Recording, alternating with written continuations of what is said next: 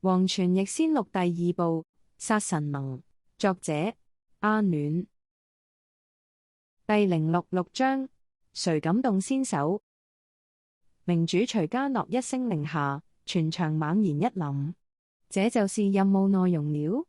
然後眾人望向那全場焦點，單說一個亡朝妖女譚台牡丹的頭顱，恐怕都能換來大天人王的重重封賞，甚至躋身天朝眾神了。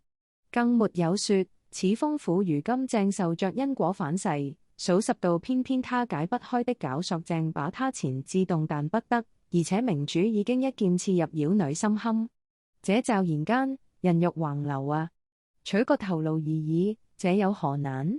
最棘手的是我們彼此間的競爭吧，甚至當場尚未展開對妖女的圍殺，天上各處已生起了零星殺戮。既然所有人都是妖女頭顱的競爭者，而你就在我一刀範圍內，那我為何不殺你，好減少個對手？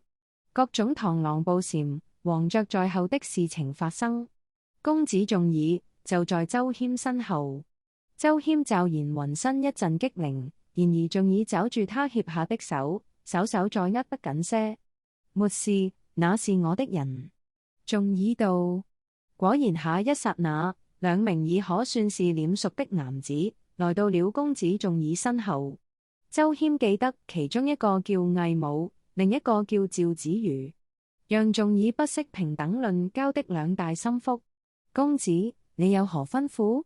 兩人同時問道。重耳點點頭，我們此時大抵有3個目標：拿下長公主頭顱，尋找水井，還有那柄劍。給你們自己選，最想要做哪一樣？周謙暗暗心驚，這位表哥歸納形勢之快，回答時毫無遲滯。若我是他部下，大抵會非常信任他的判斷。而那兩位麾下也是說一不二之人。我尋找水井，我是機奪頭顱，那辟邪劍就歸我了啊！公子重耳見獵起心，已經在舔嘴唇了。這股狼性跟他文質彬彬的氣質形成鮮明對比，而趙子瑜和魏武挑了任務後已經悄然執行。厲害！這行蹤之隱密無聲，比得上電衣綠花，都是頂尖的暗行者啊！表哥，行！公子重耳搖頭，我知道你想說什麼。你說在那兩人靠近時，生出了一抹掩飾不住的殺意吧？我怎麼可能不知道？那你還鷹犬泰中就變得純了，當不成好的獵獸。重耳道，你就理解為我在兵行險着吧。不過表弟有這份忠告的心意，我很高興。重耳拍了拍周謙肩膊，這便放手不掹着他了。要合作嗎，表弟？我要再想想。所以你曉得為何趙子瑜和魏武故意把辟邪劍讓給我嗎？這眼看着只是一個彩頭，可實際上沒有此劍就完成不了任何目標。也就是說，趙子瑜和魏武還是嚴守着主僕界線，他們是主子重耳的輔助，這點是雷打不動的，因此才不會跟他搶功。你不打算搶辟邪劍？重耳更直接地問。周謙搖頭，我的首要目標恐怕跟表哥並沒有重疊。明白。公子重耳這便抵御劍而去，身影很快不見。而話說這時形勢還是在見機行事的多，這主要還是由於徐家諾跟那妖女的對峙狀態太過詭異了。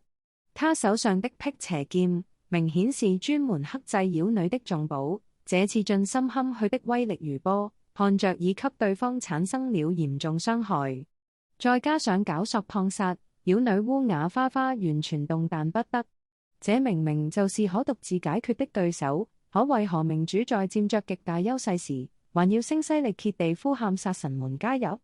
這若不是有詐，就是這些攻擊對妖女仍遠不及致命。殺神盟跟一般南方24國戰場的最大不同處，便是殺神當中絕少莽夫，這兩個可曾是夫妻，而且在80年前曾合謀過80萬無辜百姓的坑殺事件。這對老姑離若要設局，我們能看得穿嗎？甚至這根本就是個明局。明主剛才就大辣辣的說，我們都是獻祭品。可其實他說的沒什麼錯，殺神就是賣命的活。從我們接下任務時起，已等於把命賣給了徐家樂。他要拿我們獻祭，我們也只能火中取栗了。然而賣了命，不等於要白白送命啊！這一時間，竟形成了數千殺神旁觀着徐家樂當眾打老婆的荒謬畫面。你們，徐家樂大喊，你們這班勢利小人！不見兔子不殺鷹是吧？殺妖女，保我命，這兩個條件必須同時達成，任務才算成功。不過你們也應該很清楚，一旦金主死了，就沒有什麼任務可言了。還能不能從這方天地裏出去，你們自己掂量一下風險。這番話也沒什麼阻嚇作用，反而他越說，越是沒誰肯當那出頭鳥。然而這番話中，其實也帶玄機。若然徐家樂真是急了，會不指名道姓讓齊郡主、讓周謙前來幫忙嗎？見他死不點名，也就是說，坑疏不坑親。徐叔叔是不想影響我們的獨立判斷。周謙心想，話說某處范青龍正死死按着執事曹彰的肩膊，不讓他當那出頭鳥呢？再等一下。這位北軒太子傳音道，且看那妖女有何手段。最重要的是，看他對徐家樂有沒有殺心。只見前鬥已幾近半炷香時分，辟邪劍的劍勢依然兇猛，兩人頭上接近那鑽石天穹處，已積累起好似雲朵一般的綠煙。這正是辟邪劍斬在妖女身上而釋出的邪氣。邪道妖人啊！徐家樂看來膽戰心驚。我真想不通當年為何會看上你的。這80年來，你大概也沒有停下，拿地上那80萬臥票在作些什麼折福之事吧？看從你身上釋出的邪氣，還想要奪走偉人，你這是想要黑死他吧？嘿，烏雅花花道，還想當年呢？那個心術不正的遊方術士，不是正衝着我這個亡國妖女的利用價值而來的麼？再說80年前，我的美貌之容，你敢說你就從沒心動？是本公主瞎了眼，竟然選上了你這個忘恩負義的白眼狼。這方天地，便是我倆共同策劃那場大殺熱的證據。徐家樂，你只想要留在上邊享福，而把惡果都推給拍黨，這是不行的啊！天理不容呢？天理不容？徐家樂猛然思敬，問問這柄辟邪劍，他容不下誰呢？之驟然從烏雅花花的心坎，大量邪氣猶如井噴般釋出，而隨着辟邪劍顯威，這被絞索拉成十字的枯槁軀體也在劇烈痙攣。可從他那缺齒牙黑的嘴巴中，仍然傳出越來越怪異的笑聲。該要出現轉折了吧？這時周邊一眾殺神們都進入了隨時啟動開殺的緊繃狀態。可各人的刀刃是指向誰，為了什麼，卻都只撞在自己心中了。就憑這妖女砍手，示意自己胸前插着支劍，我烏雅花花的性命會栽在這柄辟邪劍上？嘿，或許可以吧。可是你有使用這柄劍的本事嗎？只見徐家樂頭上那五氣朝元最旁邊的兩道氣柱已漸形枯竭。夫君那妖女嘻嘻獰笑，給了你足足80年，這才死命揠苗助長，勉強把自己提到五氣朝元。你資質之爛，若放在我大周鼎盛時，千夫長都不知有沒有你的位置。想以五氣朝元吹動這柄比你性命不知要貴重幾倍的斬妖劍？呵，你這是要引誘全場，殺你奪劍了是不？這一說，別說像公子仲爾般的惜寶之人了，就連沒這打算的，聽到妖女的介紹後，也不禁對明主手上寶劍添上幾分貪欲的覬覦。徐家樂已有吊頸之勢，這大概就是現場不少殺神的出手信號了。明主已再沒有底牌，此時出手救人，是雪中送炭的大人情。至於搶不搶劍，還算後話了啊！范青龍鬆開了搭着曹彰肩膊的那隻手，這名曾奪下大甸抵禦林秋獵首功的猛士，提着長槍猛然搶出，而與此同時，從另一方向卻有另一身影撲出，意在同一目標。這是宋陣武夫姜河那。此外還有至少10幾名殺神緊隨起動，可以被前述兩人搶佔了先機。只見姜河那有心顯威，這一上來便展露了其在江湖上還沒有風聞過的進境，扎扎實實的抵禦空飛行。半步武聖，這家伙何時突破的武聖門檻？不少殺神同行大驚。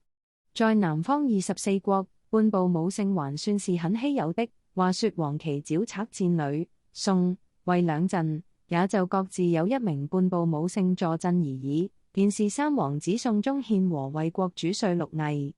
姜河那身為開封副守將，如今悄然突破到半步武聖，這影響之大，甚至得重新評估宋國的總體戰力。